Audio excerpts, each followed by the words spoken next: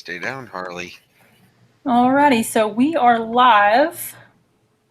We are having some technical difficulties. Everybody in the chat room, let me know if you can hear me. Somebody, let me know if y'all can hear. Hey, Sock. Hey, Jerry. Hey, Samuel. Hopefully this works. I hope it works. You guys let me know if you can hear me. I can hear you fine. I can hear you. Hey, Pappy. Okay, Sock, you can hear me? Okay, guys, go ahead and talk and see if they can hear you. Can you hear me? Hello.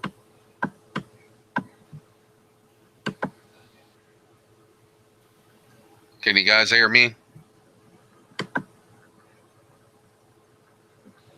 Okay, so they can hear you.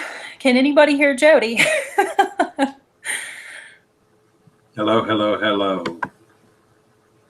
Okay, so for anybody in the chat, does anybody know enough about Google Hangouts to be able to tell me if there's a reason why I can't hear Joedy? Because we're not able to sort this out. I keep trying to fix it and nothing is working. And you guys say that you can hear him. I still can't hear him. So obviously we can't do the video like this. Yeah, everybody can hear everybody except for me. Okay. This is really strange. Do you guys in the chat know, what the problem is or how I can fix this real quick? Because I don't want to take up any more time if I don't have to.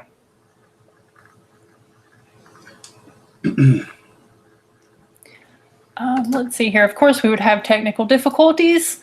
Of course, that would happen. By the way, welcome back to another episode of Paranormally Correct. I am your crazy host, Sara, coming to you live tonight from inside of a Dogman den. I'm right next to his eggs. That's right, Dogman lays eggs. Use my phone to listen. That would be a good idea, except I don't know if I have any more earbuds. Thank you, though, Samuel. That's. Give me just a second. I'm going to try that. We'll see how that works. Okay, 1 second. 1 second. I'll be right back. 1001, 1002, 1003.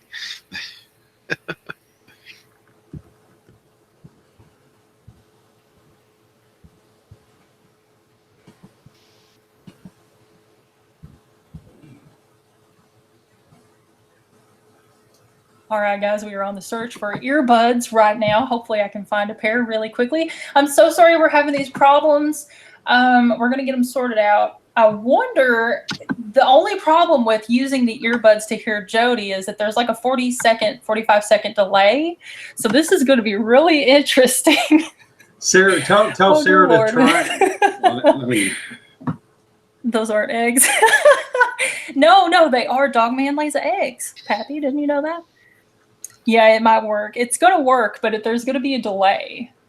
Guys, I don't know what's going on. I've always been able to use this pretty easily. Maybe it's just where I have 3 people, including myself. Okay, earbuds. Yes. Yes. Give me those earbuds. Whichever pair. I'm gonna be so confused. I've got an earbud in each ear. This is gonna be crazy. Okay. Getting them plugged in. Plugging it into my ear. Hopefully it will stay because it's a very large earbud. If all else fails, use duct tape. Oh, wow. No, this is not going to work because I've got feedback.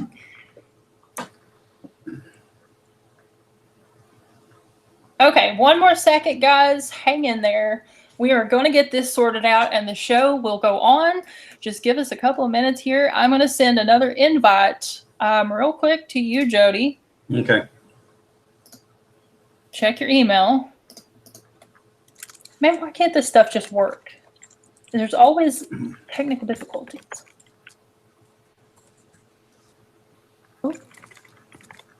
On a side note, a little bit of a lighter side note, a little funny, I did send 2 invites to a complete stranger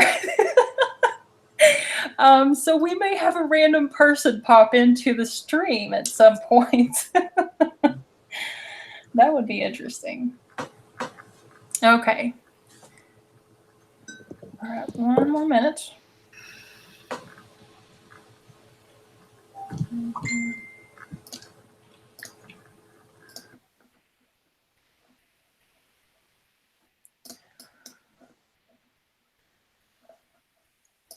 Okay, so hopefully this works. We're going to give it just a minute here. In the meantime, let me check out your comments. You did try. It was a good idea. It really was. I just didn't think about, hearing myself with the delay. That's really like, oh my God. Try talking with yourself feeding back to you. That way it's really confusing. Have I been smoking eggs? Yes, I have. Dogman eggs. No smoking of any kind. Okay. Y'all kidding about Dogman laying eggs? Yeah, Dogman doesn't actually lay eggs. But how cool would it be if he did? I mean, seriously, how cool would that be? Then it'd be the only other mammal besides a platypus, that lays eggs. And that's one platypus I wouldn't want to mess with, just saying. Yeah, that's a mean one. Men in Black are at it again. Yes, they are. They absolutely are. I think they're trying to shut us down tonight to make sure we don't reveal any top secret details. All right, guys. So we're still having technical problems getting Joedy into the chat. I'm not entirely sure what's going on. Let me just go ahead and get Adam talking here. And I'm going to let you take the floor, Adam. I'm going to let you tell a little bit about yourself and, kind of how you got started on the things that you do. And, just go into lots of detail. And that'll give me time to find Joedy. Okay. And go. Well, my name's Adam Davis. I am from the southwestern Ohio area. Just the basics there. I've lived in the Dayton area since I was 17, and I, first got interested in this phenomenon, back in 2005 when I heard about these strange howls that were being recorded around Liberty, Ohio, which is just outside of Dayton. It's not even really a suburb. It's just like one of those little, wide spaces in the road that has like two stop signs and a couple cross streets, and there was actually they actually had sent the recordings to the Dayton Daily News, and I listened to that, and I'm like, all of a sudden the hairs kind of went up on the back of my neck because I had heard that sound before. And it was a lot closer to home. It was actually in the woods behind my mom and dad's house in Harrison Township back in 2000. I mean, it was, bad enough that on a clear blue day, I got done mowing the lawn, and all of a sudden I hear this god awful screech come from the woods. I mean, I'm a big dude. I'm 6'2", and I was at that point 275 pounds of muscle, and I opened the shed door back up real quick and hid. So, because I was just like, it's just like hit. Anyway, where was I? Oh yeah. Like I said, I really got interested in them in 2005 when it hit the Dayton Daily News and started actually looking for them. And wound up in October of that year with 3 of my friends actually seeing one. And that really just totally blew not only my mind, but their minds too, because we were just out, cruising with a audio recorder to try to catch howls just to see if we could get an idea of where they were at. And there we are, we're driving home from now you guys are probably going to think, oh well, this was suggested because of the fact that we're coming from Land of Illusion down in Middletown. Can anybody hear me? Yeah, I hear you 5x5 there, Joedy. Sara still can't hear me. Okay, so you can hear Joedy now. I've been able to hear Joedy the whole time. I can't. I still can't hear him.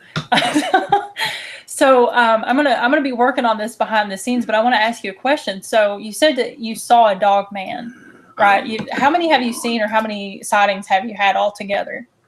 Because I'm not getting any of her emails whatsoever. I'm not sure how many altogether I've actually had sightings of. But you have had quite a few though, right? Because if I remember correctly, you've had like multiple different experiences with Dogman. Is that right? So yes. is this the first cryptid you've ever encountered, or have you seen any of the other types of cryptids before that? Like, Bigfoot, for example. I don't really. I've seen tracks from Bigfoot, but that's as close as I've come to seeing Bigfoot. This is the first time I've actually seen something, and it was looking back at me. And what, like I said, when we were coming back from the haunted house at that point in time, this thing was, if the window was down, my friend could have reached out and touched it on the snout. That's how close it was to the van.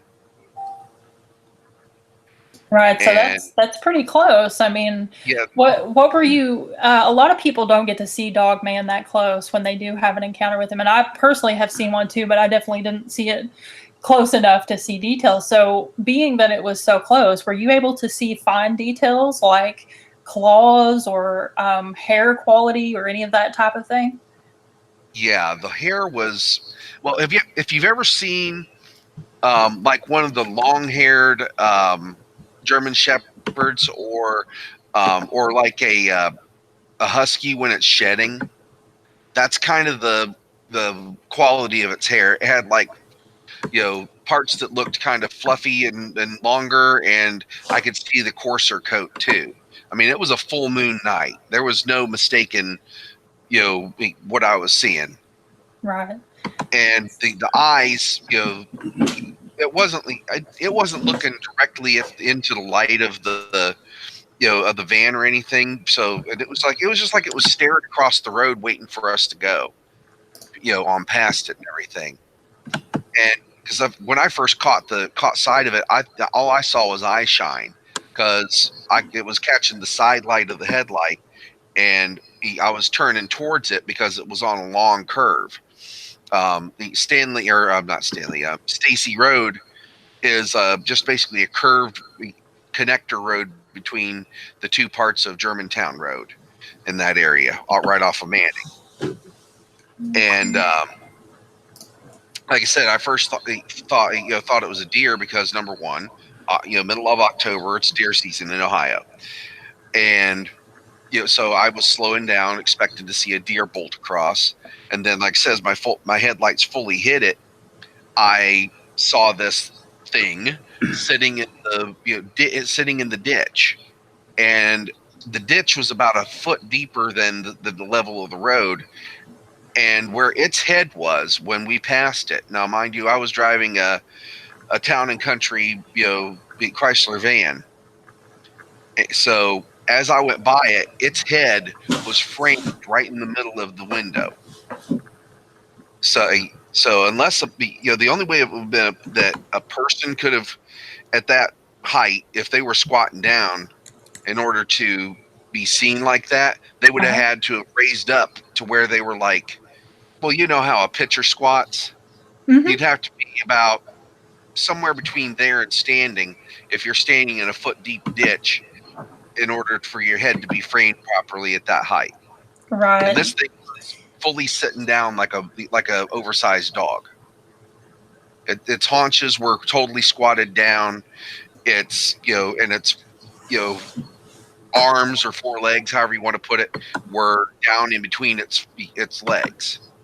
Sitting there with its paws, hands, whatever you want to call them. Because it's from what I saw, they were somewhere in between.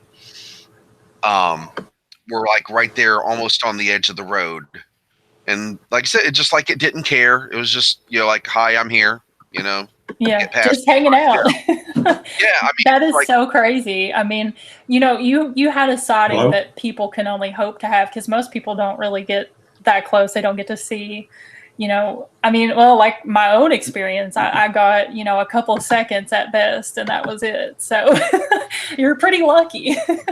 yeah.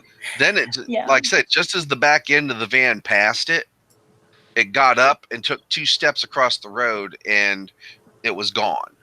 We went back the next day to try to see if it was just to try to debunk it as somebody in a suit, to try, to try to walk across the road in 2 steps. There was no way, even as tall as me and my friend were, that anybody could walk across that in less than 4 steps.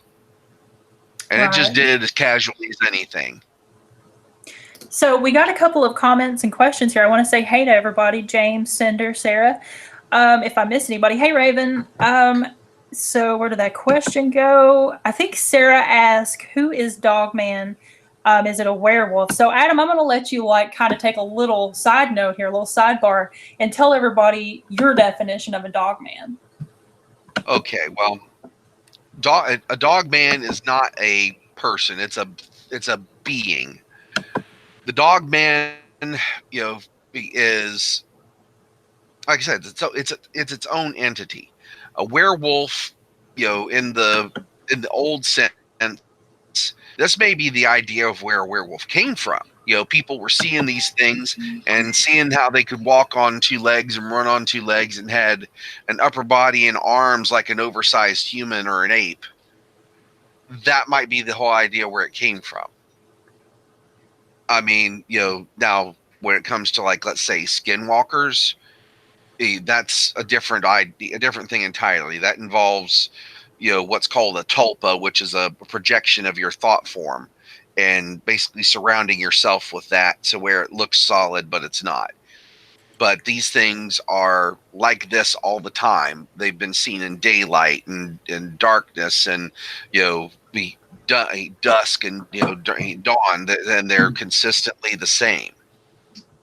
And, in just about every instance of somebody reporting an encounter with these things. I mean, there may be some minor differences in their morphology between a couple of different types, where some of them have what looks like a more human-looking, lower half versus the dog style hindquarters, where it actually has the hocks like a dog has on its back leg.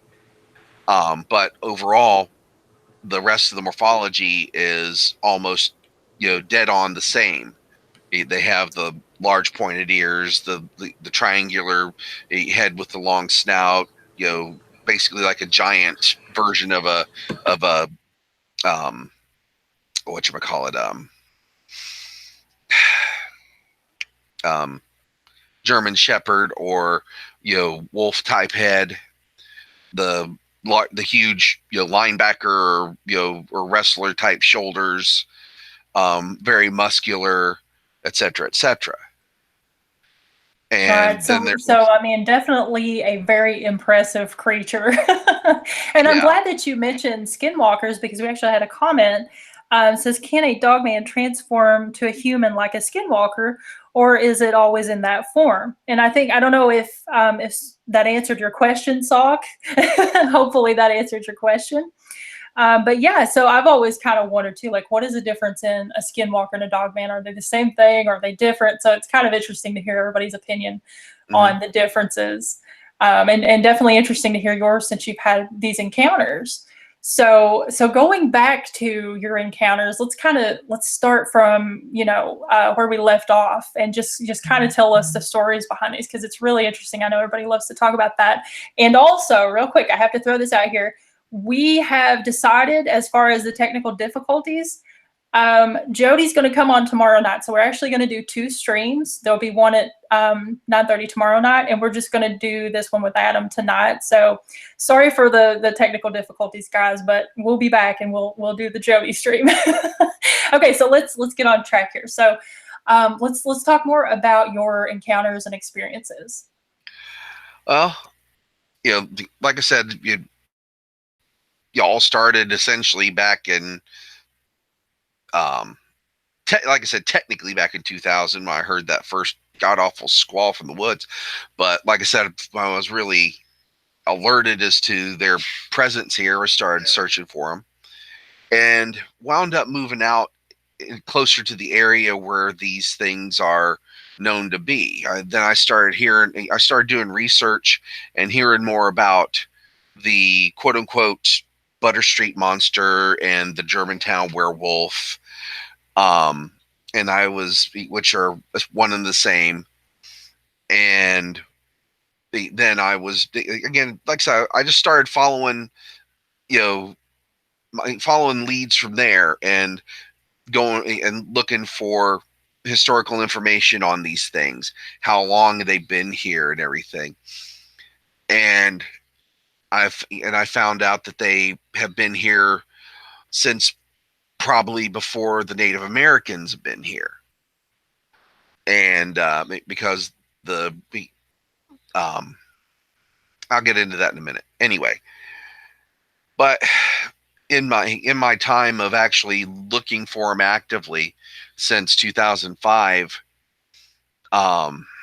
if I had to venture a guess, you asked me earlier, on a number of times that I've actually seen them, I would say well over a dozen, probably closer to somewhere between 15 and 20. Like I said, I haven't really kept count like that.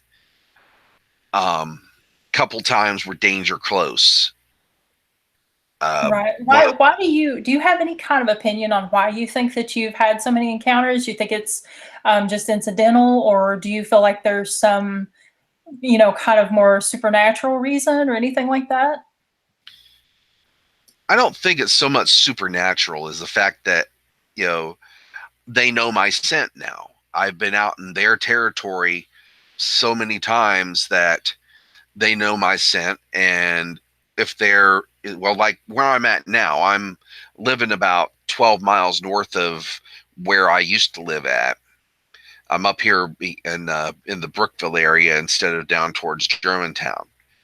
And we've had them come up and now, mind you, I'm living with my fiance. She didn't even know about the existence of these things until I came into her life. And then one day we're driving home, from town, and she's talking to me and looking at, she's sitting in the seat, so she's looking at me, and she looks out my window, and her jaw drops. She says, "Is that one of those things?" And I look over, is trying to keep my eyes on the road, and I look over and I see one running.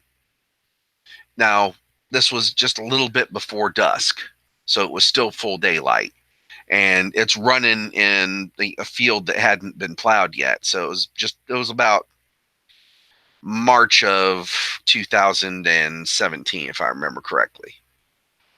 And I look over, like I said, and I see this thing running full bore. It's keeping up with the van. It may be about 250, 300 yards out, but it's, like I said, it's actually keeping up with the van. I'm doing about 50. Mm-hmm. And I just, say, "Oh, blankety blank. Yes, it is," and I know you're trying to keep it, PG-13. So I'm going to try to censor myself. Yeah, you're fine. You're fine. Just don't go too far. Right. But, like I said, we get home and we discuss it a little further. A few weeks later, there might have been I think it was about towards the middle of May. She's in the bedroom, and I'm sitting in my chair, and she comes out and she stops dead in the doorway before she closes it, looking into the kitchen. And I'm like, "What's the matter?" And she says, "There's something looking at me." And it's like, "What's it look like?" She's like, "I see two big yellow eyes." And I'm like, "Oh God, here we go." And for about an hour, she had basically a staring match with this thing. And when she'd take her eyes off of off of it for a minute, it would tap on the glass.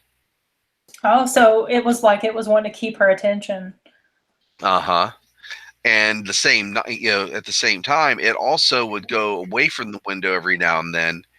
And my, soon to be stepdaughter heard the thing growling outside of her window. So it was. So how did she react to this? Because did she have any experience prior to this, or had you told them about her, or what was her take on it? Marie was kind of skeptical until she started hearing that.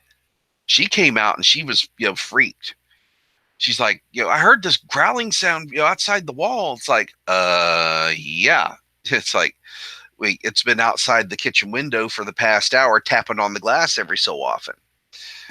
And now apparently I've actually got to put up full blackout curtains in her room so that they can't look in anymore, because I have blackout curtains that have about 6 or 7 inches above the curtain to the top of the window now. And the window at the top of the window, if you're the top of the curtain, if you're outside, you're standing on the ground, is about 7.5 feet up. So a human wouldn't be able to look in without a ladder. And she said that the first night, she wasn't sure what it was, because she came out the second night when it happened. And she said that she was feeling like something was looking at her. And she looked over at, and this has all been within the past couple months, mind you. Not with the exception of the kitchen window things, but what's been happening, over the past with them looking over the curtain has happened within the past couple months. That's really terrifying. And I've had a similar experience personally that I can kind of relate to it, because a place that I lived in last year was out in a very wooded type area. It was, pretty far away from everything, close to like national parks. So lots and lots of forestry.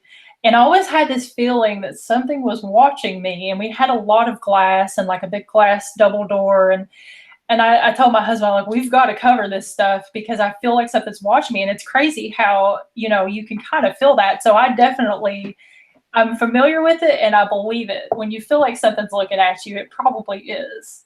Yeah. Yeah. Right. And we've got a couple of comments and questions here from the chat section. Just want to say hey to everybody who recently popped in. Jeffrey, good to see you here. Let's see. What do the shoulders look like? Obviously, canids don't have square shoulders like us because of the way they move on all fours. So when they stand, do they look hunched forward? They do look kind of hunched forward, but I'm not sure how much of that is, the hackles of their neck and shoulders and everything, because they're pretty heavily furred. But they're wide. I mean, I've got wide shoulders, and these things are probably another third again as wide as me. That's probably a good comparison. I mean, like I said, I wear a size 60 to 64 dress shirt because of my shoulders and chest. So, like I said, big guy. If you think about something that's my size with football shoulder pads on, not necessarily the same shape, but that width, that's about how wide these things are. Right. I've always heard that they're, just inhumanly large and tall too, a lot of height, and definitely, something pretty spooky if you see it out in the middle of the night or something. I know the one that I saw was really long. I wasn't really able to see the, broadness of it. But it must have been pretty tall, because I'm thinking at least 9 foot, maybe somewhere in the range, 8 to 9 foot. I don't want to overguess it, but I'm kind of guesstimating that size. We got a couple of other things here in the chat. So it's flesh and bone. It can be trapped or killed. Do you think that it's flesh and blood? Because I know a lot of people think, maybe it's extraterrestrial or maybe it's supernatural. What's your take on that?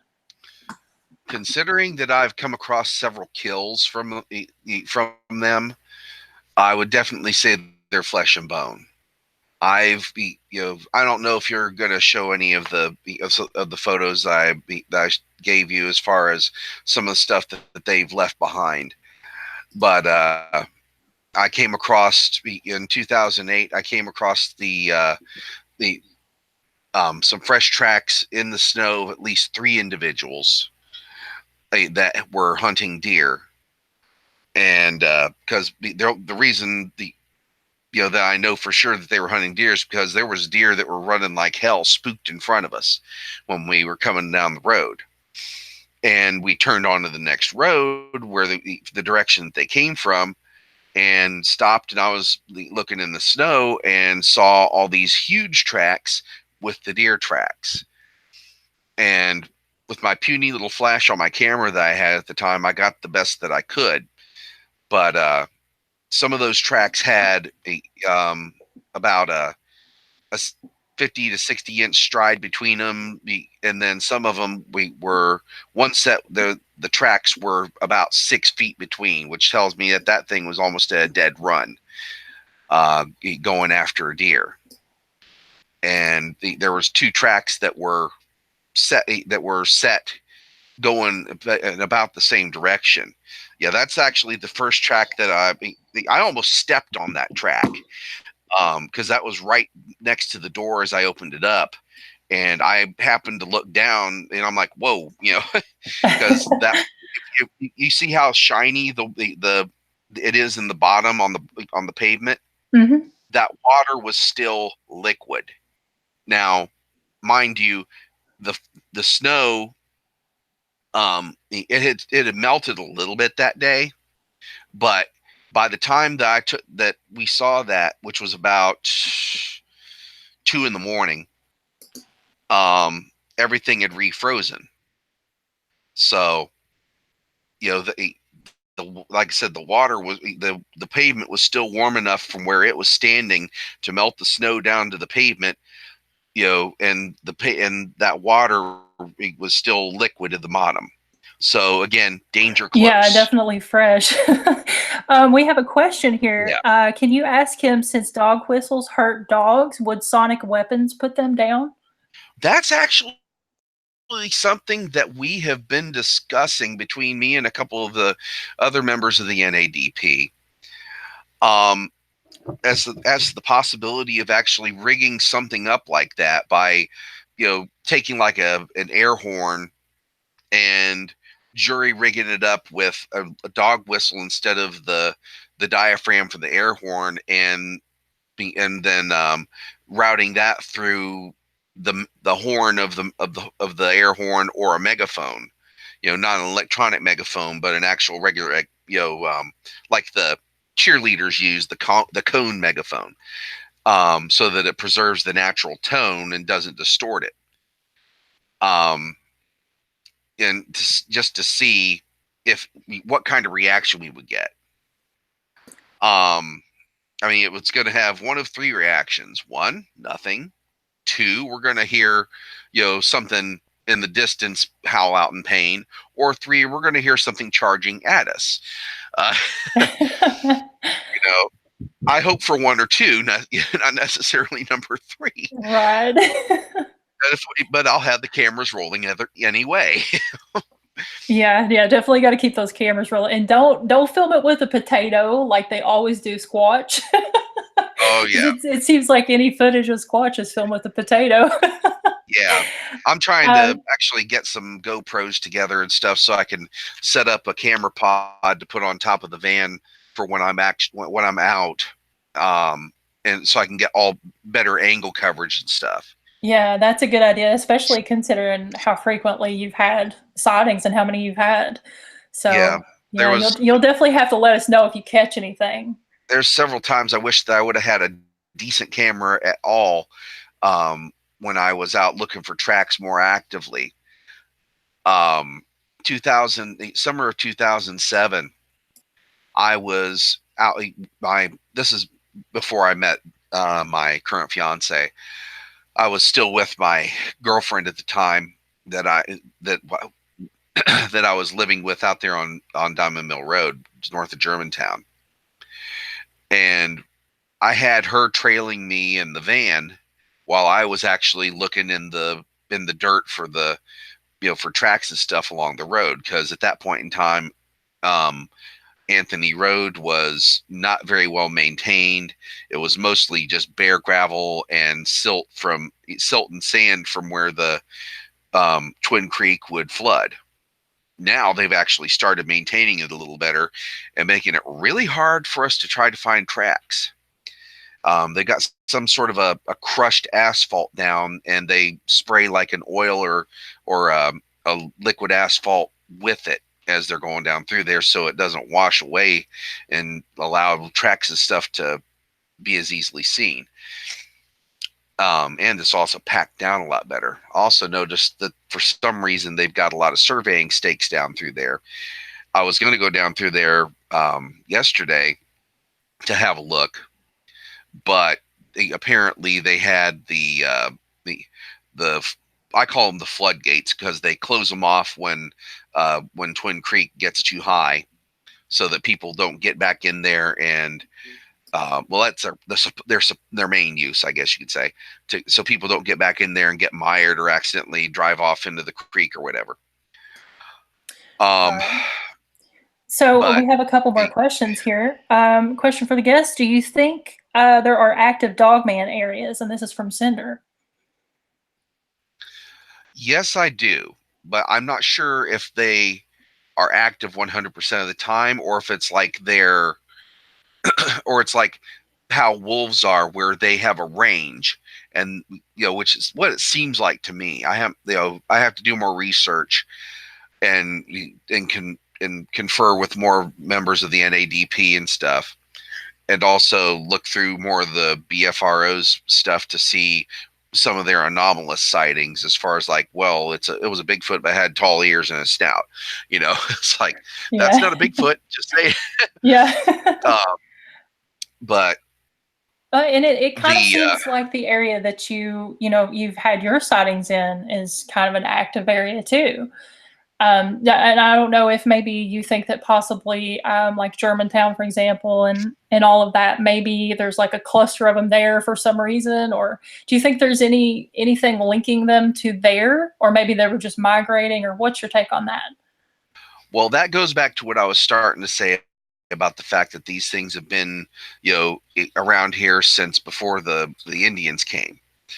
Again, going back into history, the Native Americans, the Shawnee, were here in this area when the settlers came, and they told the white man to essentially to stay out of the area to the north of the rivers, where the Stillwater, Great Miami, Little Miami, and Mad Rivers all stem from, up in the headwaters, because there were these things there. And of course, what does the white man do? First thing to do, oh, well, there must be something good there, so they go after it. And that's actually the main reason why they started building covered bridges in those areas, because of the fact that they had they had been having trouble getting attacked as they forded the rivers and creeks. So in order to stem that, because obviously you're going to have to slow down with a wagon or a horse to try to go through the water, and these things tend to favor water, as far as like moving bodies of water, like creeks and rivers. Apparently, I mean, I don't know how many encounters that I've seen reports of, where people have been wading a creek fishing, or they were hunting and following the creek, and almost every time they either see them across the way from them, just doing their own thing, drinking water or whatever, or they see like 4 or 5 of them actually group up on both sides of the creek and looking at them, like challenging them to try to go through. It's there's a lot of encounters that I've seen and heard of like that. I mean, another example of them, staying around water as a good example is the LBL. I mean, Yeah, that's and definitely a good example. And for anybody who doesn't know, that's land between the lakes. Yeah, and I'll get into that in just a minute, because there's something else that I'll talk about here. I'm pretty sure somebody's going to ask a question related to it in a minute. But I'll let it go until actually somebody asks, as far as people. But like I said, it's like they choose the path of least resistance, and at the very least, easy access to water. I mean, there's a history of them being up around Indian Lake, which is which is up there in the headwaters of the rivers. And I mean, there's actually a sighting up there about, I think, about 5 or 6 months ago. I saw a brief part of the report on the area, and I didn't get a chance to see the whole thing. And then there's Lockington, which is north of Piqua, which is, again, known for these things being around. And Pick was a good about a 35 or 40-minute drive north of here. So I'm pretty sure that general area is, where these headwaters are. And that also includes the headwaters of the Scioto River, because it goes up and around and over towards the middle of Ohio and down. Mm-hmm. And there's also a lot of, and that goes along with that too, there's a lot of sightings over in the Hocking Hills and along the Scioto River. Yeah, and I think that you actually answered Cinder's other question, which was, are there any common denominators for finding Dogman? And I think most people would agree water is probably, the biggest one, at least in my knowledge. So hopefully that answered your question, Cinder. We also had a couple of other things here. Sock says, I don't see any claw marks on that paw print, meaning the one that I was showing earlier, in the snow. Do you think that they have retractable claws like mountain lions? You can see a claw on a bear, wolf, a coyote. So he's pretty much wanting to know, could you see claws? Did it just not come through in the picture, or do you think that they're retractable? You couldn't really see the claws very easily. If you look, it didn't really come through on the photo. It was only like a 2 megapixel camera. I mean, when I was looking at it myself, I could see where in that kick out towards the top of the print, where you could see the direction that it took off in, that there was a little bit of drag out there. Now, the one that says that that's right in the middle of the screen there right now, that's some of the prints that were about 5 or 6 feet apart. And if I remember correctly, that was like that was the third individual, where it was at a dead run. I got that from 2 different angles. But let's see here. Yeah, just take a look at the measured one there. Yeah, if you look close, right there where I've got where it says February 28th, yada yada yada, you'll see, if you look close, there's about 3 out of the 4 claw marks. I mean, its weight's going to be born in the middle of the paw, obviously, and that snow was already fairly well packed, because, like I said, it was right on the edge of the road and it had refrozen. Yeah. So, where the bulk of the heat's going to be right in the middle of the pad. Yeah, that definitely makes a lot of sense. Cinder also wants to know, are you a tracker, or have you worked with experienced trackers at any point to search for Dogman? I was brought up tracking animals. My grandpa, between my grandpa and going through Boy Scouts before it, became just Scouts, when it was actually, a worthwhile organization, just saying. between the two, I learned how to track. My one scoutmaster, the assistant scoutmaster, he was ex-army, and he was also brought up hunting and everything, so he knew how to track and taught everybody in the troop what he knew. And like I said, my grandpa was brought up in the hills of Kentucky. I mean, it was nothing for him to be out hunting on any given day, and so he had to not only track what he was hunting, but also since Kentucky has bear and everything like that. um he had to make sure he knew he wasn't too close to bear territory, or even like the odd cougars, or even bobcats can be pretty nasty too. They get up to about 45-50 pounds, and you get in their territory, they'll tear you a good one. They might not kill you, but they'll make you wish you were dead. But Jeffrey wants to know, was the LBL story real or fabricated? unfortunately, it was very real. That's what I thought, yeah. And I knew somebody was going to ask something about that at some point. And and forgive me here, I sort of have my own LBL type story. This actually is something that my ex-girlfriend and I found over on Anthony Road. It was matter of fact, it would be, let's see, it's 2019. It's almost 14 years to the day that we found this. So this was back in it'll be 13 years today because it was 2006. It was it was April of sorry, I'm trying to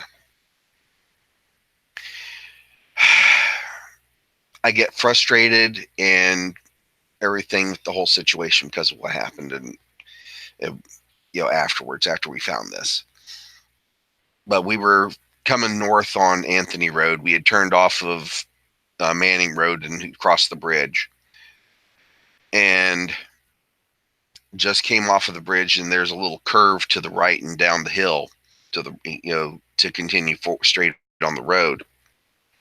And if you do me a favor, look for the picture of the two yellow gates that are closed right there. Let me pull that up real quick. I can, and that's because that's the spot where we found this. Yeah, right there. All right. Now, I told her to stop when I had just about this view. If you see that bare area over to the right side of the picture, I saw something black laying there, and right about where that what looks like a farm gate there, which is actually part of the DNR property, where Metro Parks took it over in 2008. I saw something red laying over there. So I decided to get out and investigate. And I noticed that there were flies around this piece of black fabric. And I went ahead and picked it up, and by the waistband, and it was a pair of petite sized women's cargo pants. And I'm looking at it from the back, because that's kind of how it was crumpled. And I look at the tag, and like I said, that's how I knew it was women's pants, because it was a women's brand of pants. And then I decided to turn it around and looked at the front.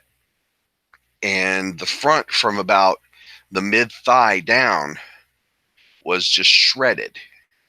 And from the front of the top of the waistband on the front all the way down, it was just covered in blood.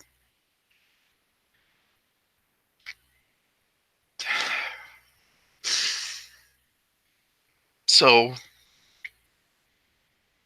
I put them down, and they were also a little bit wet because it had rained just a little bit. I guess after they were discarded. and went over to the red fabric, and I saw that it was a red sweater with a red t-shirt that were still partially inside of each other, and the sweater was unraveled partially from the abdominal section. So again, being careful, I picked it up and looked at it, and it was, sure enough, it was the abdominal area that was unraveled because the tag was in my hand and everything. And I pulled the shirt out and looked at it, and it looked like, for lack of a better description, it looked like Freddy Krueger had gotten a hold of it. The whole abdominal area was just slashed and ripped out and matted with blood. So at that point, I decided to have Tammy call the police, and she got a hold of dispatch, told them where we were at, and told them that what we'd found. And they laughed it off. They said, oh, well, it's probably just somebody's garbage that they had dumped. And I just, I heard him say that, and just kind of in disbelief, I looked around, and I didn't see a garbage bag for 100 feet in any direction. I didn't even see a beer bottle. And hung up with us and everything. And I'm like, I look at her and say, as soon as we can, preferably today, we're going to come back and we're going to pick this stuff up and keep it as evidence. Unfortunately, we didn't get back until the next morning. And when we got back, the clothes were gone, and the places where that they were laying, where there would have been any trace of blood evidence or even the imprint of the clothes, because like I said, there'd been a little bit of a rain, so it was just enough to make the dust form to the wrinkles of the clothes and everything. They had driven over it and peeled out over the areas several times.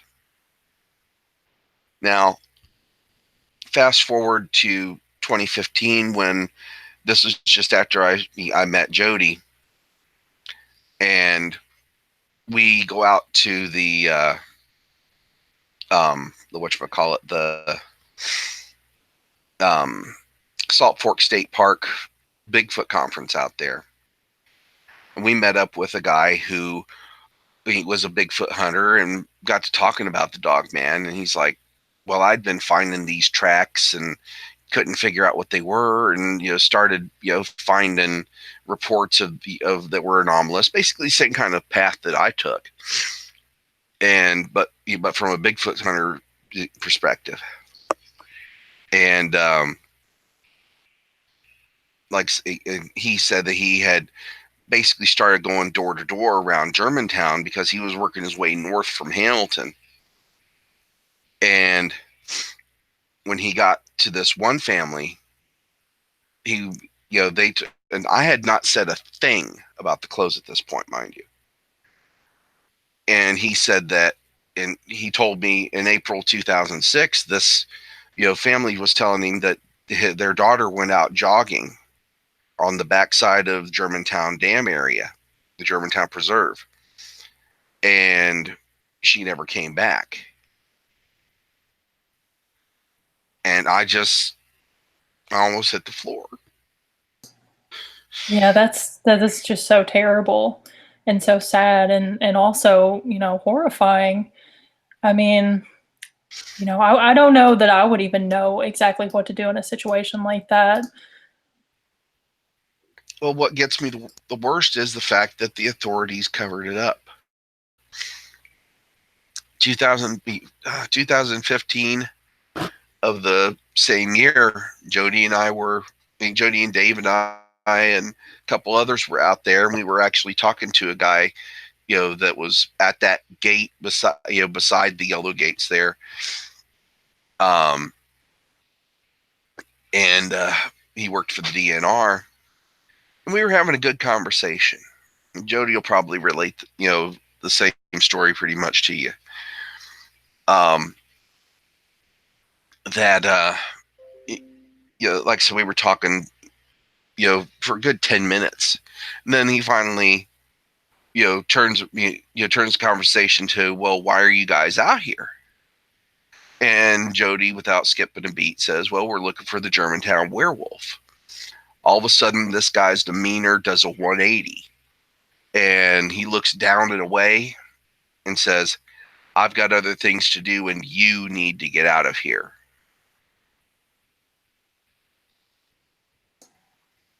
And it's just like, so spooky. I mean, it's like, and this is something me and Joedy have talked about, and I've talked about it with other people, is, is there like a government conspiracy? Is there a cover up, kind of like we see with UFO incidents and extraterrestrial incidents? It really makes you wonder, like, why is the government or some entity that, maybe we're not familiar with, why are they so involved with this? Because it really seems like they are. Well, considering what's happened down at the LBL and the fact that they've been trying to, at least make a farce out of the story for the past, since 1980, whatever it was.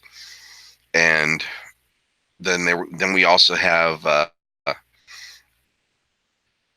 deathbed confession of that gentleman that's on the LBL video that we did, the documentary of what he saw. I would say that there is on some, I'm not sure what letter agency it would be.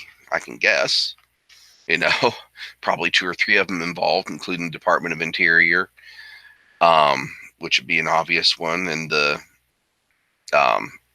more than likely the Department of Defense and the CIA probably. Why? Well, that's probably because these things are something they know is at least a threat on some level, and they probably are ostensibly saying, oh, well, we don't want to cause a public panic. I think there's already a public panic, because these things are not shy. They're not like a Bigfoot. They're not going to, stay out of human sight for as much as possible as they, and everything. They are, at least in my experience, they are aggressive, and they don't care if they're seen. Like that time that I was looking for the tracks, out there on the road, and my girlfriend was shadowing me in the van. I didn't quite get to finish that one.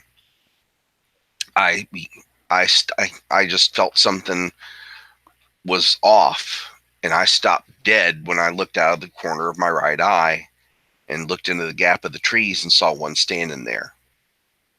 I didn't smell it first because the wind was coming from my left side to my right towards it. If I would have caught a whiff of that thing, I'd have been back in that van quicker than you could say Jack Robinson.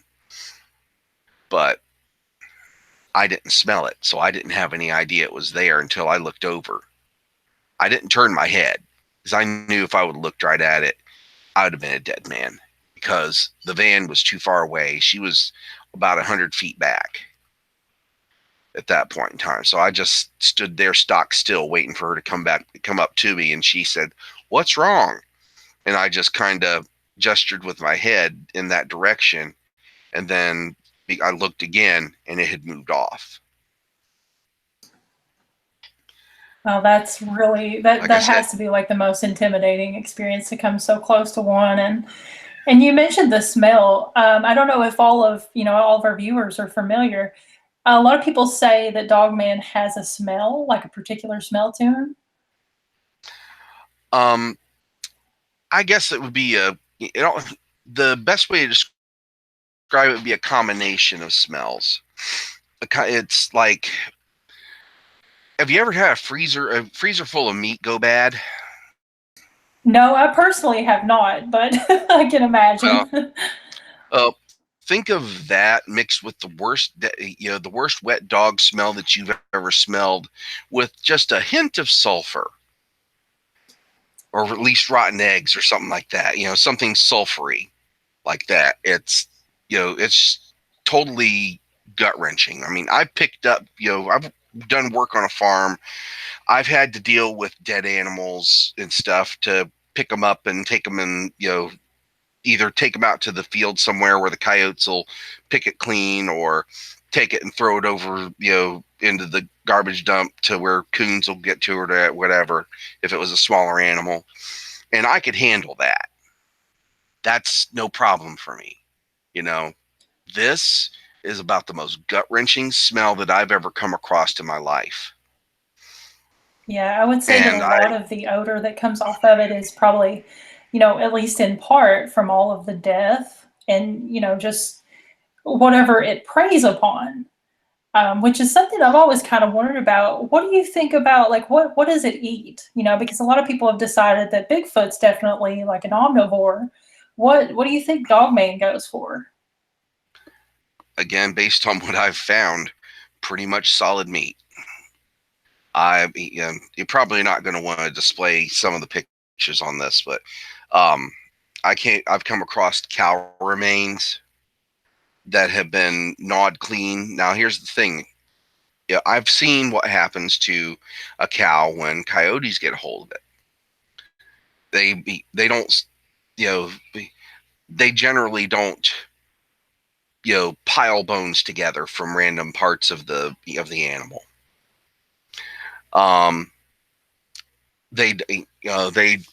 They'll a lot of the time they will take parts of the animal as much as 100 yards away.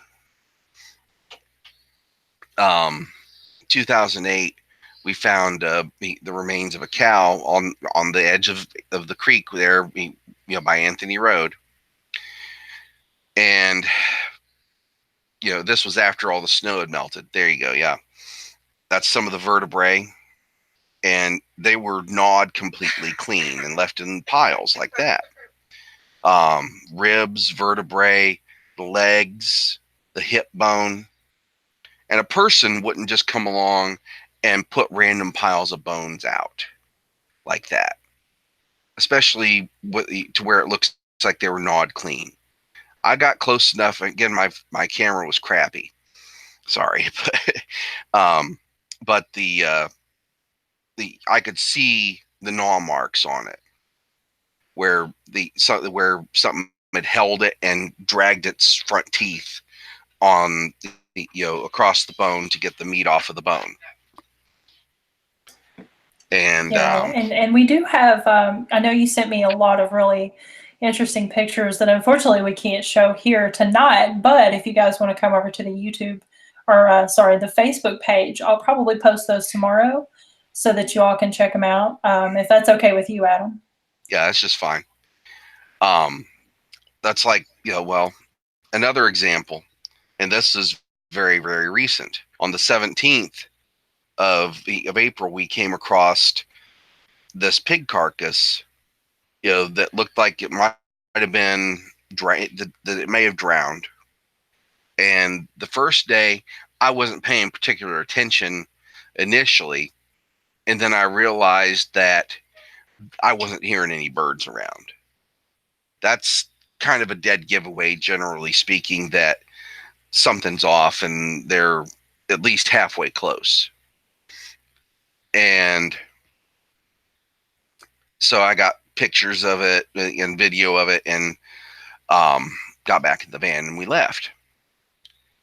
And then they came back 2 days later to check on it. Nothing had touched it. I expected by that point in time, aside from obvious insect activity, to have at least seen where buzzards and ravens may have been picking at it, maybe some, raccoon or coyote activity. Nothing.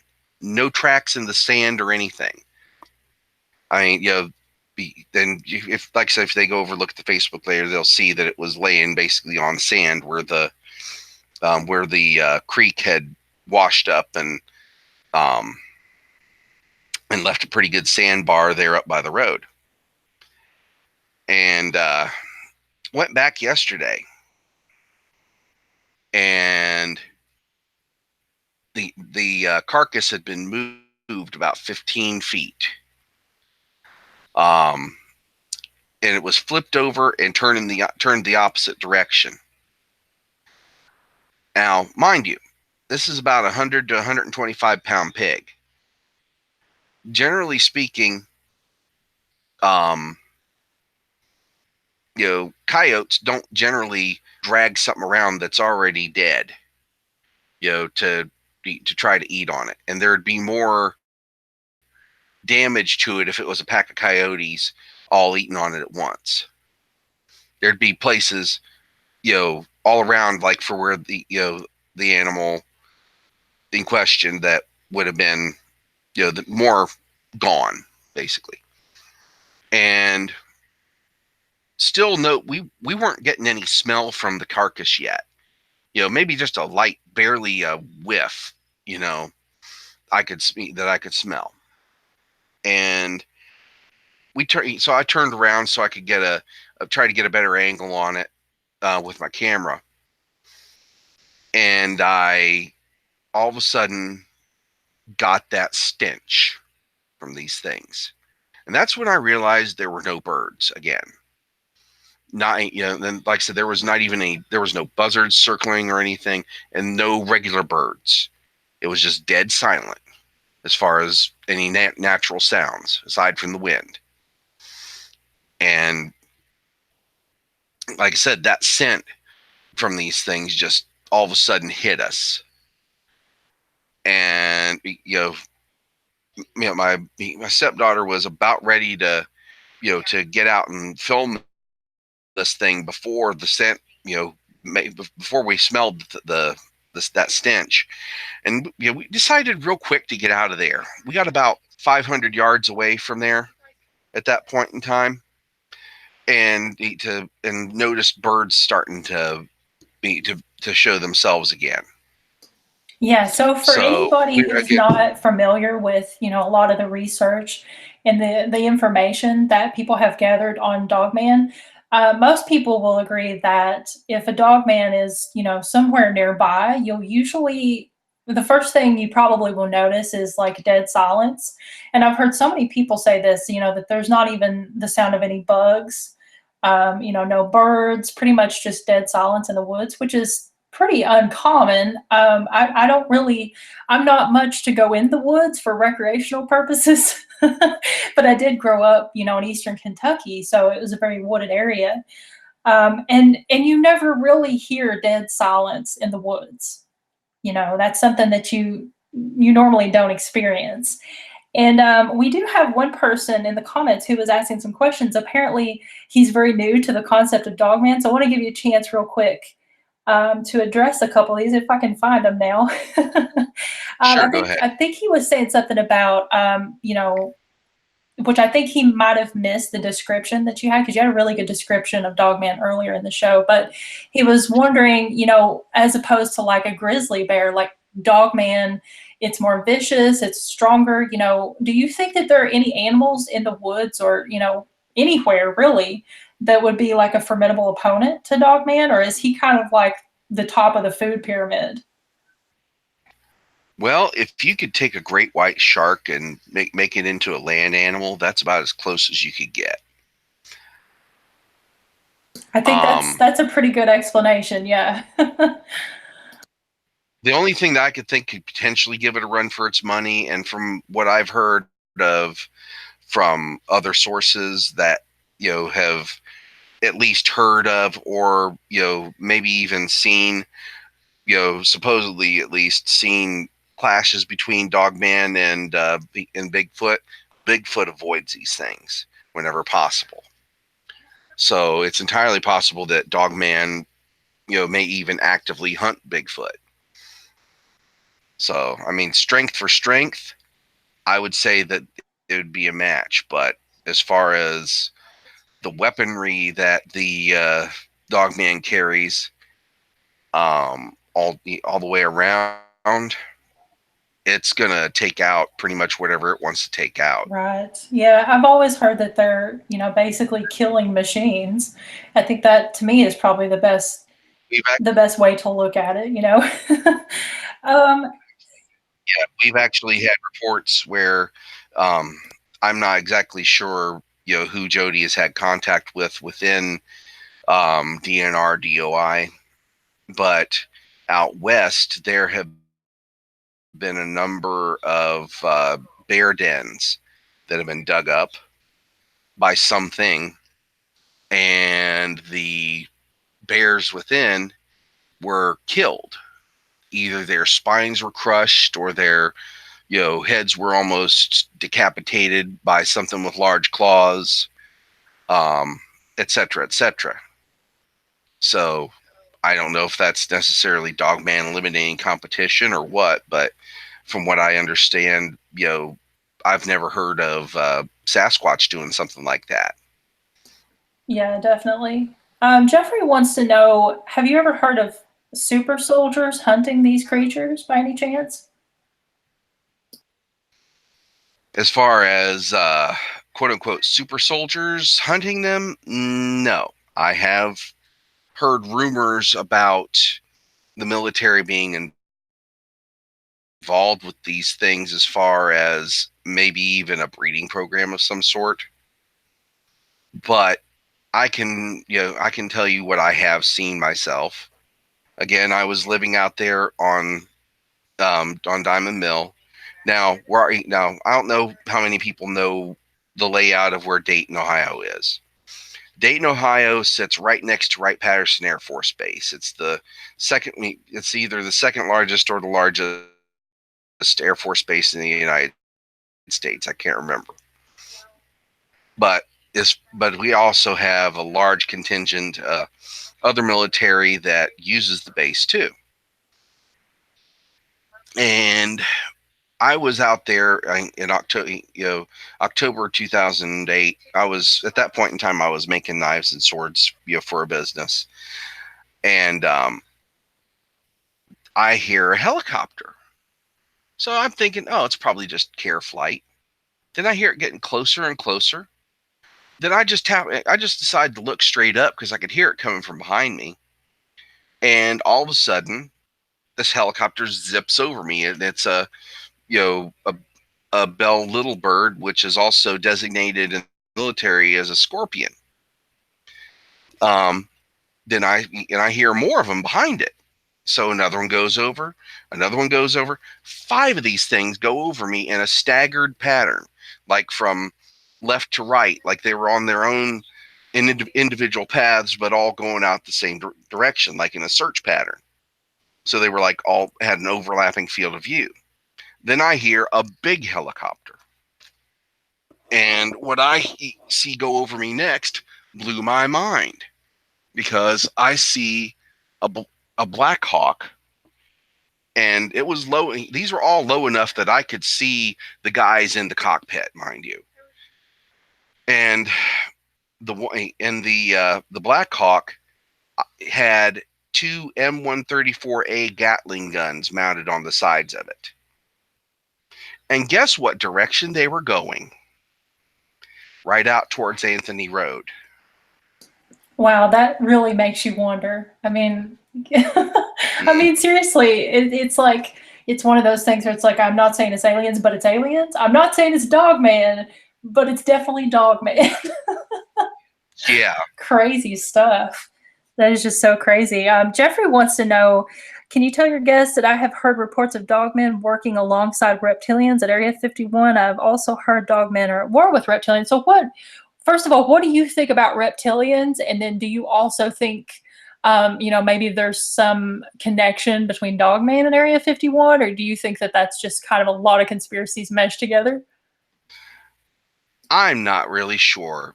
As far as the whole Area 51 thing, from what I understand, Area 51 is for, with the exception of of aerial research as far as developing new planes and stuff at the Skunk Works, it's pretty much decommissioned. Everything's moved out to Area 52 in Utah. But then don't discount what's going on here at Wright Pat either, because I've seen some stuff that would make Area 52 look like a piker. Um,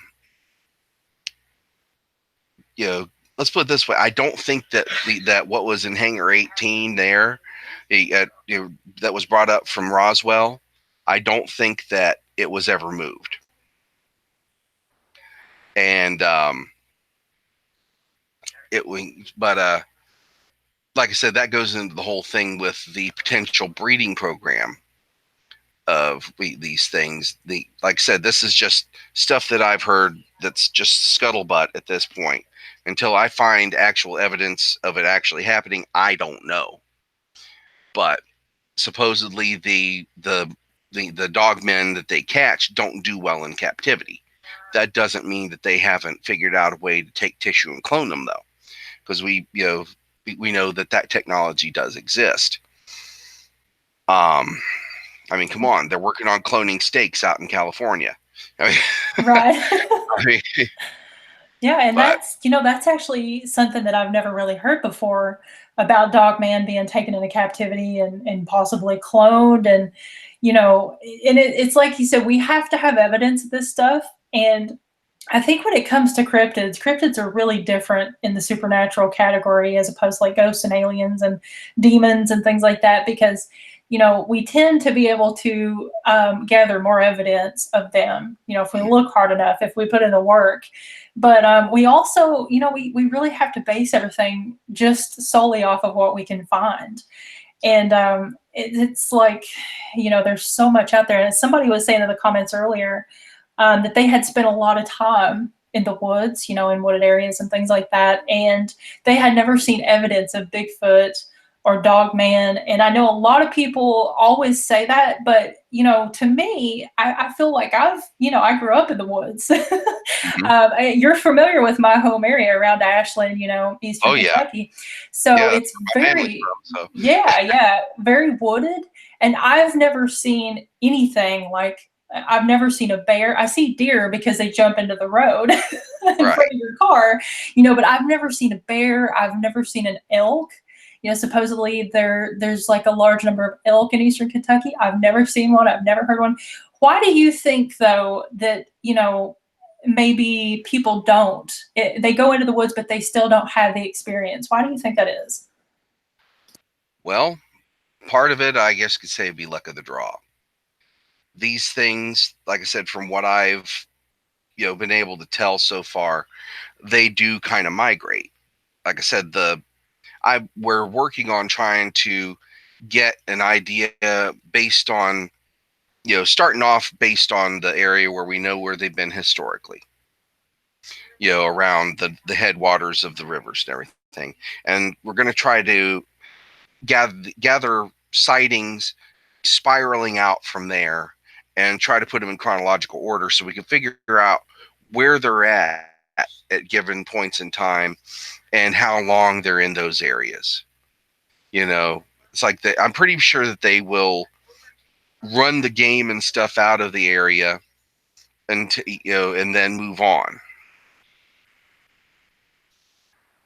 And that makes a lot of sense to me, actually. Definitely.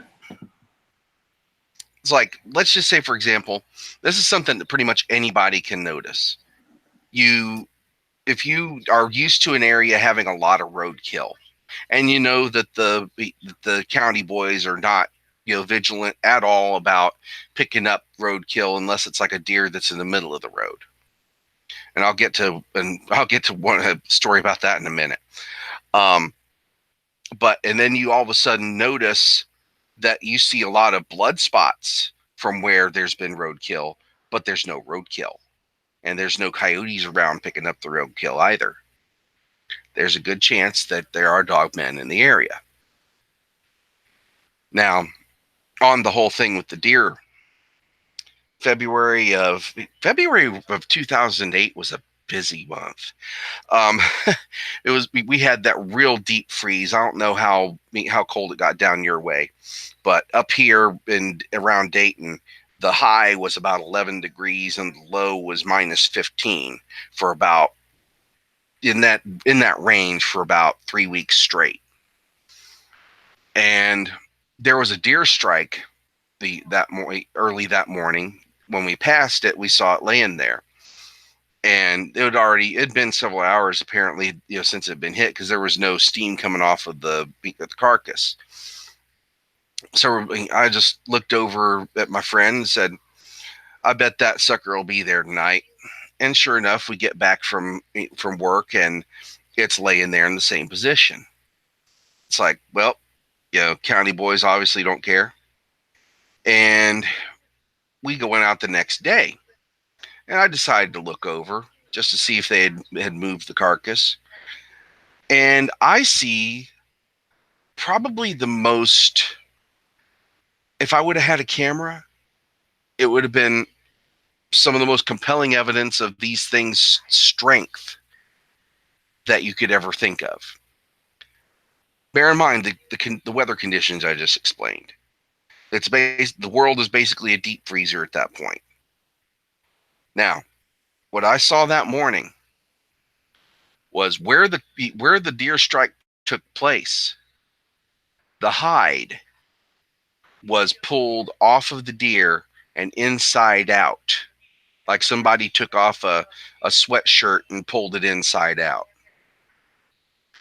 And the carcass had been dragged or picked up and moved or whatever about 30 feet down and was almost entirely denuded of meat.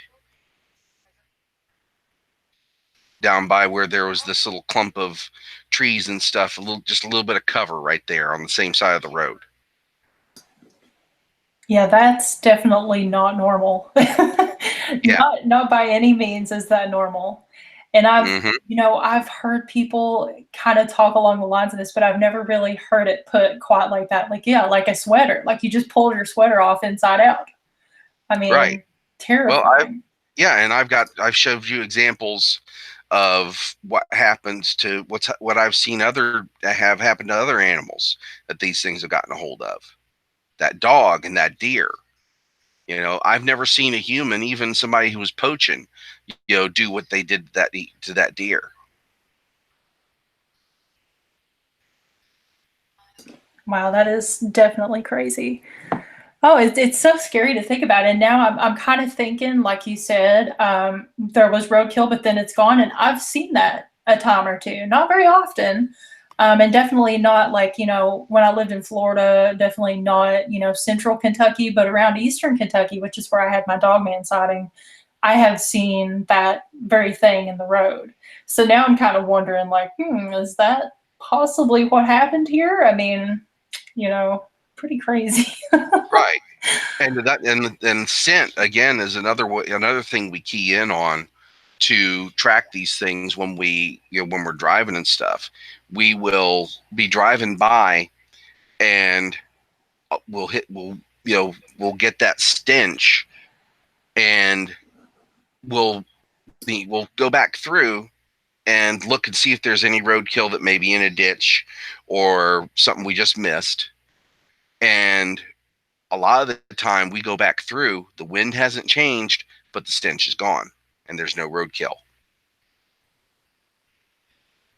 Wow. So that's another thing to key in on. You got to use all your senses as much as possible when you're trying to track these things. Most people just rely on sight and pictures and stuff and look for tracks. You've got to be able to listen. You got to be able to be able to pay attention to what you're smelling too. Yeah, and that's really interesting because, I've learned in my short time of being part of NADP that, there's so many creative outside of the box ways to hunt Dogman, to gather evidence. And it's just amazing how many, because, to me, as someone who I've never been a hunter, I've never done, that type of thing. So I came into it totally blind. What are some things that you would like, just some tips that you think are probably not common, but are really good ways of people kind of, if they want to kind of observe their area, their home area, or if they want to go look around for Dogman, what are some things that you would tell them to look out for?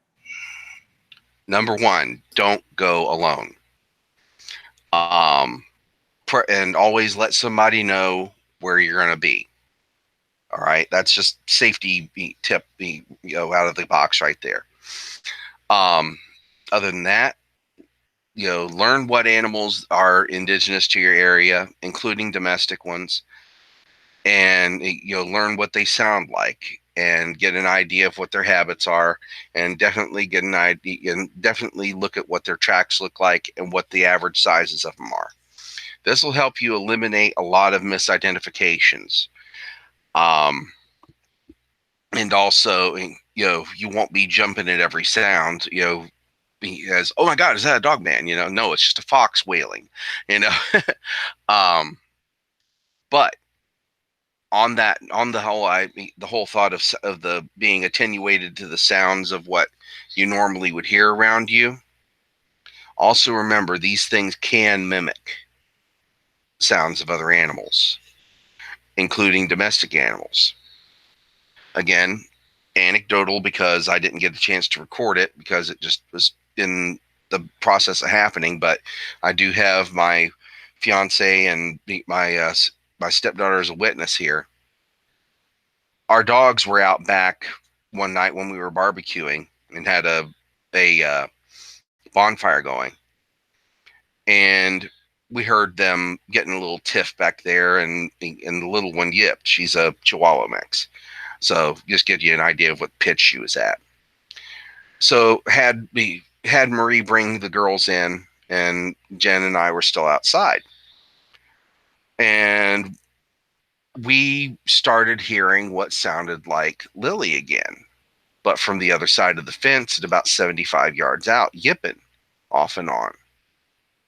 It got closer and closer, and by the fourth time, it was right behind the privacy fence and at head level, because I could hear it clearly. It wasn't muffled by the fence at all. These things will try to draw you into where they want you, if they know that you are out there, and if they want your attention, I guess you could say. We had a report from a hunter who was out hunting deer, and he was in a ghillie suit. He didn't take the time to use a scent blocker, though, to get rid of his human scent and mask the scent of any fabric or anything. He said that he saw one of these things come in his direction, and it was jumping up every so often so it could look over the tall grass trying to find him. It couldn't see him because he was in the ghillie suit, because he was out hunting coyotes, if I remember correctly. So he wanted to be as camouflaged as possible. And he first caught sight of it in his scope, and it could smell him, but it couldn't see him. So if you're going to go out and you're actually planning on leaving things out there as far as like equipment or something like that, like trail cams, audio recorders or whatever, study how hunters, actual regular hunters will use masking scents, or they will take like a couple shovelfuls of earth from where they're going to be hunting at and put it into a garbage bag. This is a trick my uncle taught me. And you wash your hunting clothes in a neutral detergent like borax, so you don't leave any scent on them from a chemical scent. Put them in the bag with the earth so that it picks up that earth scent. And when you go out, don't wear any regular deodorant or anything, so that you don't have that chemical marker. There are deodorants out there that will actually block your normal scent. Usually it has like activated charcoal in it and stuff. So you want to use something like that a hunter would use, so that they don't key in on your scent.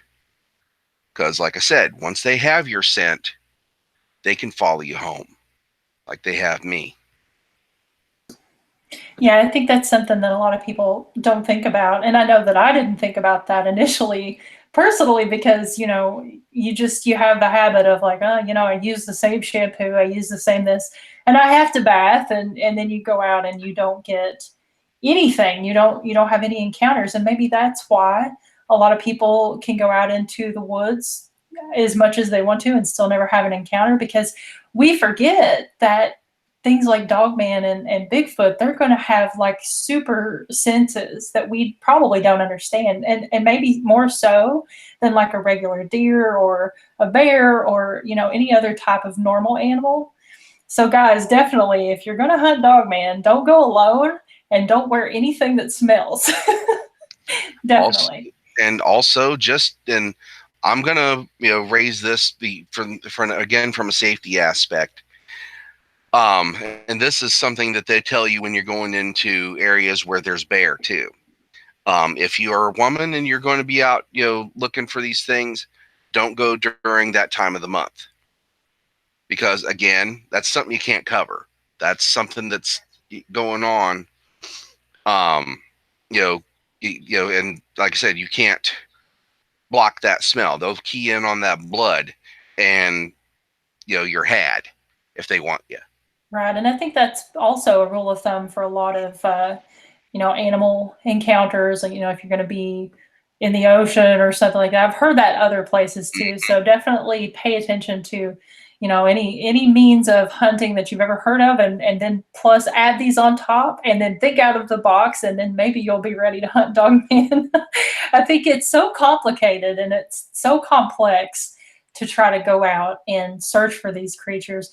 Do you have any really crazy stories of possibly being on a hunt and maybe, you know, you had an encounter? Do you have any, you know, anything else along those lines? Well, one encounter I had, and this was, you know, in 2007 when we had that drought. It was about the same time. It was, yeah, it was about the same time as I found that dog, maybe just a little before. I had been out off and on that week looking for prints and everything out there along the road, and I went upstairs to meditate for a little while, and told Tammy that I'd be upstairs for about an hour, and you know, then I'd be back down, and we could, you know, have our midnight snack, you know. And so I'm up there, and I come back down finally, and that stench is filling the house because we had left the windows open to try to get some of the, it was actually cooling off for a little bit that evening for a change, and we were trying to air out the house a little bit. Excuse me, I had a hiccup. And I'm like, coming down the stairs, I'm like, don't you smell that? And she's like, yeah, it's been like that ever since you went upstairs. I'm like, why didn't you call me? And before I could get the word me out, mind you, I'm walking the entire time, and the stairs were around the corner from the kitchen door, and she was in the kitchen at the computer. And I come around the corner, and just as I start to say me, I see red in the window. And I'm like, I noticed, this all just kind of happens within a matter of about a second and a half. You know, I realize, okay, that could be a reflection of the red LED standby LED on the TV beside me, or maybe the red clock radio on the underneath the cabinet. And then, so I just instinctively ducked my head a little bit to look through the screen, and I still saw it. And then it blinked. And that's about 50 yards from the back of the house to the edge of the cornfield there. And again, it was almost like what I told you happened over there in Salt Fork State Park when that guy told me about the girl. And my legs just kind of went out from under me. If it wouldn't have been for the fact that there was a chair right there, I'd landed on the floor. And she's like, what's wrong? What's wrong? I go, pointing at the window. By the time that she's already, you know, she turns around and looks, you know, they're gone. At that point in time, you know, it took me about 10 seconds or so to, you know, gather myself and tell her what was going on. And at the same time I'm telling her what's going on, all of a sudden I'm mad. And apparently out of my head at the same time, because I grab, like I said, I was doing swordsmithing at that time. So I grabbed one of my swords that I had in the house. And idiotic me, I storm out the back door and towards the direction where I saw the eyes. Now, like I said, at that point in time, I must have been temporarily insane because I heard two of them going south in the cornfield at that point.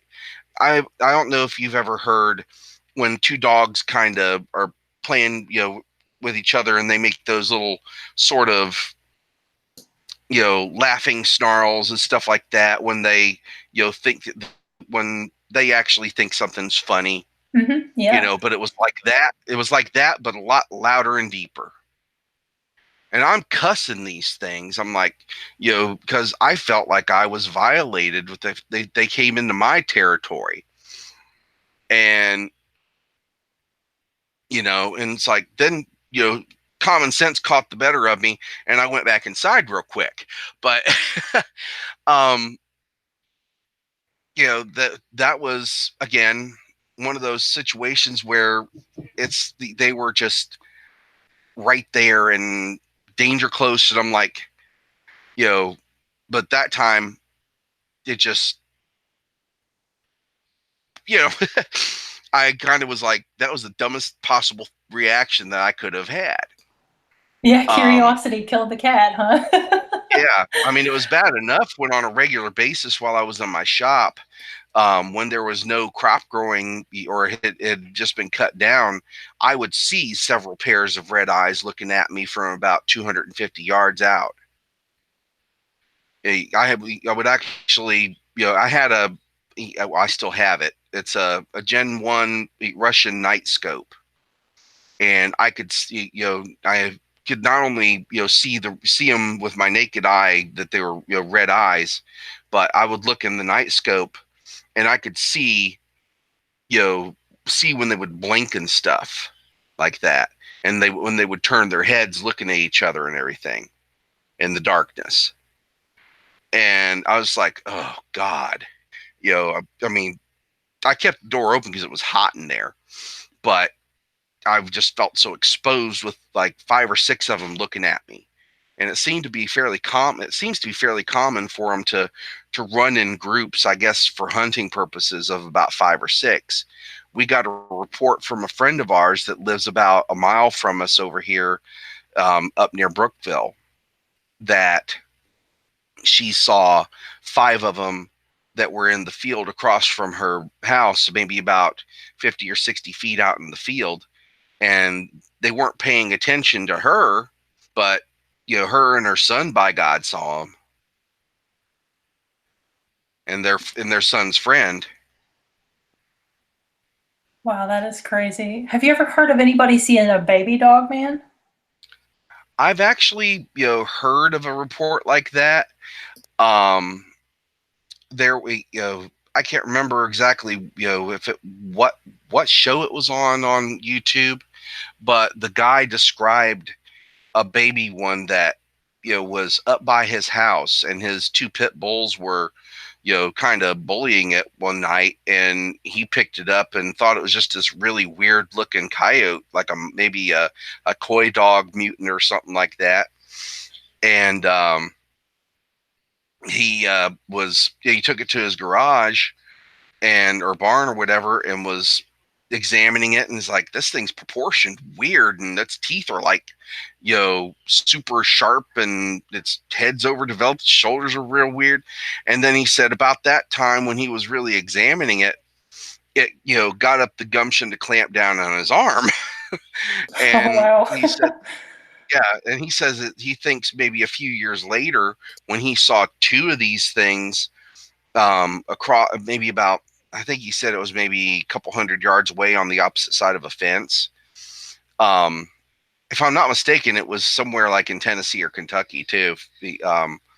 But he said that he thought that the one by its markings might have been the juvenile that he had handled, 4 or 5 years before. Yeah, quite possibly. And like you said, they pick up your scent. So Yeah, definitely likely. And it's so weird that you say it's around Kentucky or Tennessee, because what made me think to ask you that was I had heard a story somewhere. I can't remember where I heard it, if it was on the internet or maybe somebody told me, but I think around that particular area, like, south of Lexington, down close toward Tennessee, I'd heard a story about this person seeing a baby dog man. And then he saw red eyes kind of, off in the distance on a hillside. And he thought, oh, okay, that must be mama. Yeah. Mom's nearby. So, but it was a crazy story. So I just kind of wonder, like, maybe there's, which LBL is down in that direction too. So Yeah, the LBL is out towards the other side of Louisville, and but the whole area down there. I mean, again, like I said, this goes way back before the Native Americans got here. The Shawnee talk about what we call the Allegheny people now, or the Allegheny culture, and how the Shawnee talk about these hairy giants that they were fighting to try after they got west or came from west of the Mississippi, and they crossed the Mississippi into what was the Allegheny culture. And like I said, they were fighting them. First, they tried to reason with them and didn't work, so they went to war with them, and eventually, wound up pretty much wiping them out. This is according to the Indian legends and everything. right. And so that's what makes me think that these things are a remnant of that, along with maybe to a degree Sasquatch. At least the Ohio Grassman version of Sasquatch, which is particularly aggressive. But these things they're a lot older than what a lot of people think. Let's just get biblical for a second here, and put it out there that they may be a form of Nephilim. Okay, because if you actually look in some of the older versions of the Bible, where it's not as politically correct as it is now in some cases, even in the older versions of the King James Bible, it says that Adam was made to lay with the beasts of the field, but none of them were found to be meat, not meat, but meet. That's the old style of saying that they tried to crossbreed Adam with all the animals of the field to see if they could come up with something that he could coexist with, and maybe come up with something that they could use too. Because if you actually look at the root of where the Old Testament and stuff comes from, which is the Babylonian texts, it reads like a sci-fi novel. Yeah, Just saying. it absolutely does. You're totally right. Yeah. And it's So, funny too, because not very many people are theorizing that Dogman might be Nephilim. And this is something that, I mean, I'm, total biblical conspiracy theorist. I try to stay out of other conspiracy theories, but as far as biblical ones, I think there's a lot there that explains a lot of the weird, crazy supernatural stuff that, a lot of people experience. And I think, Nephilim to me makes perfect sense. Of course, I want to believe that maybe Dogman is a freak of nature or a government, experiment. But realistically, to me, I feel like that may be the best explanation. So I'm excited that you're familiar with it. Yeah, definitely. Like I said, every culture has, has talks about these things in one form or another. Yeah. Like the Japanese have the werefoxes. The Chinese have something similar. Of course, there's the werewolves and the wolf men from Europe and England. There's actually reports of these things in England, up until about the oh, I can't remember exactly when, but there was actually a place in England that the lord of the area built a fortification to protect the people from these things. In order, again, basically he built the fortification around the village, or had the village people move into it to where they weren't getting picked off by these things all the time. And I think the original name of it was Wolfland, at one point. Um, Joedy and Dave and William in the Halloween podcast, so I'm not mistaken, actually talked about that. They actually talked to the researcher on it, because I was talking to them about it. But this, it's a worldwide phenomena. It's, with the exception of maybe in some parts of like South America and maybe parts of Africa, although I've heard of quote unquote jackal men or hyena men, Yeah, and you then you have the Egyptian connection too with Anubis. yeah, which is a jackal-headed god. Yep. Then, like I said, there's the whole European thing with the cyanocephali, which were known to be in Macedonia, which is now known as Romania. But of course, there's and that goes all the way over to over into France for where the beast of Gardavan was. And of course, a different explanation was given, that it was a pet hyena or a pet lion that was altered some way to look like a monster, and so on and so forth. And then, there's the other quote unquote theory that it was a cannibal. Again, these things travel. If you have something that can move at 60 miles an hour for extended periods, even an hour a day, that's 60. It could cover, a minimum of 60 miles in one day at speed. How long would it take to get from Romania to France? About a week and a half. And that's if it, even if it went around the Alps. And that's only traveling 60 miles in a day. Yeah. If it was able to run flat for an hour at 60 miles an hour. Yeah, it's pretty amazing to think about that. They can definitely cover some ground. Mm-hmm. Well, the Native Americans, they could cover, just doing on a lot of the time on foot, they could cover 35 miles a day or more. Like I said, imagine something that can move at those speeds. Like I said, 10-minute sprints at 60 miles an hour. It does that 10 times. And it's hunting along the way. Yeah, definitely something to think about. Mm-hmm. So we are coming to an end here tonight. I don't want to keep you on here all night. All right. But is there any final thoughts or anything that you feel like people should know, or just any anecdotes or anything like that you want to throw in?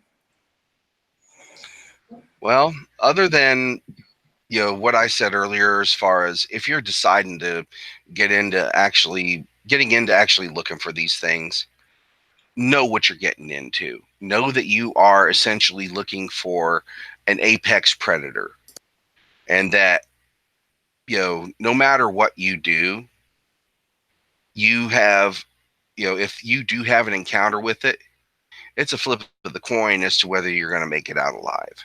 I'm just being perfectly deadly honest with you. Yeah, I totally agree. It seems, I mean, it's totally, if these things decide they want to do something, if you're alone, they have every opportunity to do it, especially if there's, no place around that anybody could hear you. That place that I found those clothes was about as isolated out there as you can get. So, like I said, That's why I said don't go out alone. Make sure you know where you're that people that you trust that will come out and check on you know where you're going. Take basic safety precautions like that, and make sure that you have some way of recording things too. Like I said, carry a couple GoPros on, like a vest, one on the front, one on the back, like body cams like the police have if you have to. And aside from having a couple good cameras, to actually take photos of things in actual video. Other than that, be safe if you're going to do it. Yeah. Yeah. And good luck. Right on. That is great advice. And it has been an absolute pleasure having you on here tonight. You have to come back. You got to come back sometime, and we got to, oh, I will be, talk about some more stuff. And I know you've got, infinite wisdom on these creatures and lots of things to say about it. So definitely come back sometime. And guys, don't forget, Adam is going to share his pictures with us. Those will be over on the Facebook page. I'll try to, I know not all of you use Facebook, so I don't really know how to show them to you any other way. But I think if you don't have Facebook, you can still come look at the pictures. So please check them out. They're very, very interesting pictures.